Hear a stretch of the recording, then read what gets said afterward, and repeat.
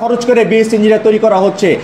আমার কথা হচ্ছে রাষ্ট্রের কি মাথা ব্যথা, রাষ্ট্রের কি মাথা খারাপ যে যেখানে 1.5 লক্ষ 2 লক্ষ টাকা দিয়ে কম বয়সে কম খরচে কম সময়ে ডিপ্লোমা ইঞ্জিনিয়ার কাজ করা যায়, সেখানে 18 থেকে 20 গুণ টাকা খরচ করে কেন ডিপ্লোমা ইঞ্জিনিয়ার জায়গায় বিএসসি ইঞ্জিনিয়ার নিয়োগ দেওয়া হবে? এতে কি রাষ্ট্রের অর্থ খরচ হবে না? রাষ্ট্রের অর্থ যাবে না, অপচয় হবে না?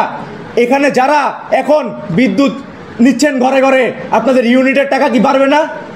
আমি বলতে চাই, তারা মনে করে তারা মেধাবী, কিন্তু তারা আসলে মেধার পরিচয় দেয় না, তারা নির্বোধের পরিচয় দিচ্ছে।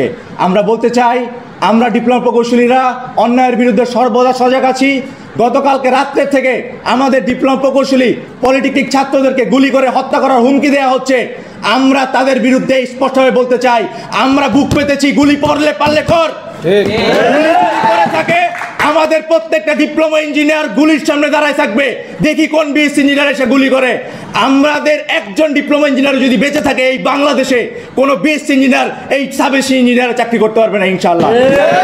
সরকারকে 24 ঘন্টার আলটিমেটাম দিচ্ছি, প্রকৌশল অধিকার আন্দোলনের যেই নেতা আমাদেরকে প্রকাশ্যে গুলি করে হত্যা করার হুমকি দিয়েছে, তাকে যদি গ্রেফতার করা না হয়, আমরা ডিপ্লোমা ইঞ্জিনিয়ার প্রত্যেকটা মাঠে ঘাটে আন্দোলন করে বাংলাদেশের প্রত্যেকটা জায়গায় জানাবো আমরা ডিপ্লোমা ইঞ্জিনিয়ার কি জিনিস। আমাদের বিরুদ্ধে কেউ লাগতে আসবে না ইনশাআল্লাহ। ধন্যবাদ সবাইকে। আসসালামু আলাইকুম।